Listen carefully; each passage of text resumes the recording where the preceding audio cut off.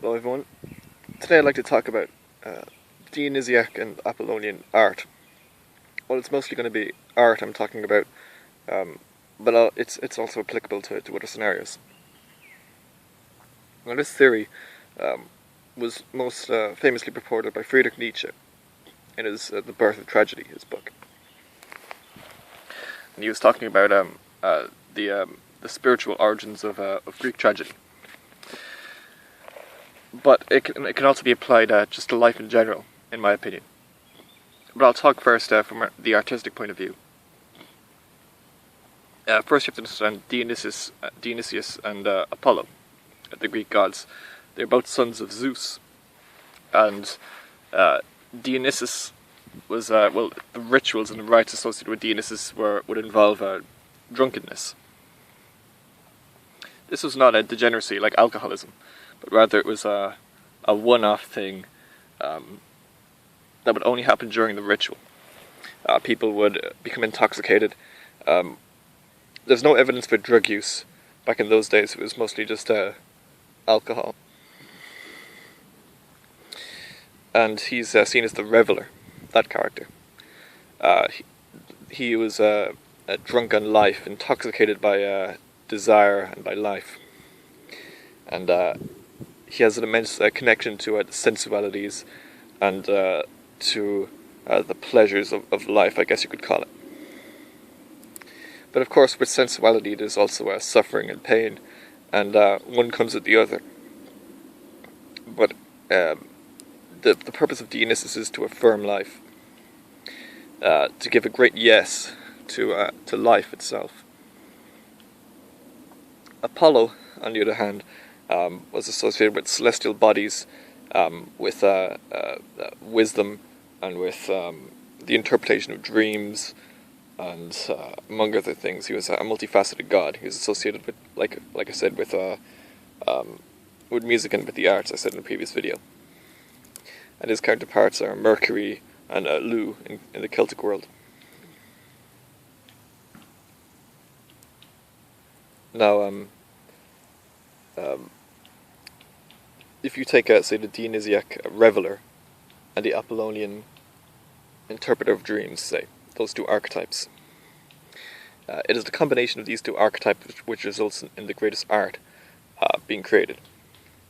And the general idea behind this is, in order to affirm life and to become intoxicated by those pleasurable elements of life, to allow yourself to succumb to sensuality, I guess, you must have the rationale to do so in the first place. And in order to have that rationale, in order to justify that side of life, you must experience it. And so, without experiencing it, you can't rationalize the affirmation of life, unless you fully put yourself forward and just become experienced in all those veins of life. You're never going to have the logical rationale to affirm life. And this is one of the main points I'd like to make about existentialists. When existentialists trying to say that life is meaningless, or that the meaning in life is completely subjective, which is another way of saying it's meaningless, and all of these like Curran or Churan, however you pronounce his name, Sartre and Camus, these people who say meaning in life is like something completely inconsequential. It's something you have to find out for yourself, you know. These are people who are overtly academic and who have never fully experienced the sensualities of existence. Now, in artwork, truly Dionysiac work is completely wild and completely off the walls. That's not to say it can't be great, because it can. Often the best music I've heard and I've made have been that sort of thing. Often emotions can result in great artwork. You can't. A mathematician is not going to be an artist on his own, you know. But likewise, a depraved alcoholic or sex addict is not going to be a great artist either. how the process goes, if you were to take dreams, for example, because the interpretation of dreams is something I'm quite interested in. And it's for that reason which I'm mostly interested in this Apollo character. In a dream, in order to dream fully, to have proper dreams every night, like I have, you must live in a certain way where it's easy to commit yourself to fantasy, commit yourself to experiencing a new world, to lose yourself in that dream world. And when there, commit yourself so fully that while you're having the dream, there's no semblance of, oh, I'm going to wake up at any moment, or hang on, that doesn't make sense, or something like that, which would, cause you to wake up. Instead, you have to commit yourself fully to it. And once you wake up, you then have to immediately begin rationalizing something which is irrational. Likewise, doing something which is irrational on the basis of your own rationale, your own rationality. It sounds like a paradox, and yes, it's oxymoronic, but it does make quite a lot of sense. And to put this in an artistic context, the revelation would be that moment, that spark, that thing you can't quite put your finger on, because it exists outside of our physical world. But I'm sure we've all experienced this, right? It could be an image of nostalgia, or of passion, or something. It could be some sort of flickering candle in your mind somewhere, which makes you think of something outside of ordinary human consciousness. It conjures up an emotion which cannot immediately be rationally connected to life itself. It's not like when you're hungry and then you eat food and you're satisfied. It's not like that. It's more a hunger which exists beyond consciousness. A subconscious hunger, a subconscious desire for something more filling, let's say, spiritually. And it could be past lives that help us remember these things, or perhaps it's stored somewhere away in our mind, some sort of ability, some long.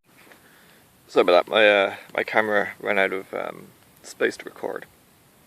My phone, that is. Yeah, I was talking about after you revel, after you submit yourself to that fantasy, to that spark, that momentary burst of flame, that light from the past. Then you revel fully in it. You go down that path and let it bring you to wherever it goes. And then, after coming to that melody, or that splash of color, or whatever it is, whatever medium your artwork it takes, you then at some point leave the revelation.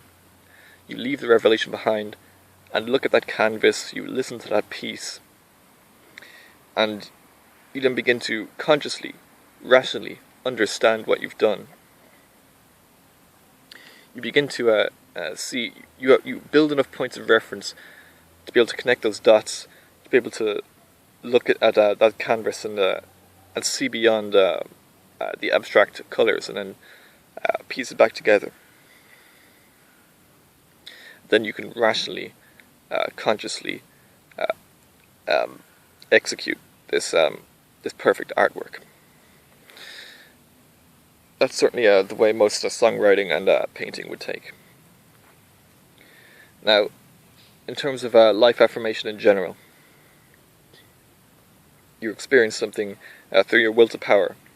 This could be either nutrition, or it could be reproduction, or it could be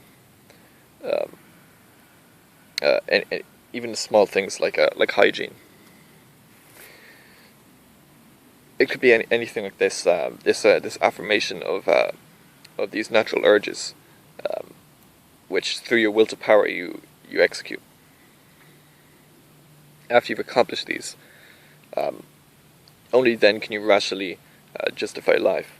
If you live a wretched lifestyle, like most Christians do, then obviously, rationally, you're going to find yourself saying life is just a pile of suffering, and what good comes from suffering? Just more suffering. And suffering is not some sort of means towards achieving anything. And so life, the meaning of life must be separated from nature. It must be something that I myself must find beyond nature, somewhere else. And what you'll often find is that even to non-Christians, because they live in a post-Christian society, they will often think like this. They'll think the meaning of life is something they have to find out for themselves. And the difference between someone like Camus and Nietzsche is that Camus said the meaning of life can be found through struggle and through suffering itself. But because he had no concept for this sort of will to power, yourself means nothing when you were so separated from nature, when you were so detached from everything natural. And so finding the meaning in life in yourself is just the most hopeless and pointless thing to someone who's so separated from nature. And so that's my message to everyone. First, you have to realize that everything that comes with life, all that suffering, is really just a form of sensuality. And really, all of the best parts in life, which every single vestige in which your will to power directs you, is just another form of that. If you want to swim, prepare to get wet. Of course, we all suffer, and we're all going to die. But that's only what's just. We come into this world with nothing, and of course, what justice is there if we were to leave this world with anything but nothing? So I say that's the first thing. Become fully committed to life, and to serving that will to power, that fire that burns within you.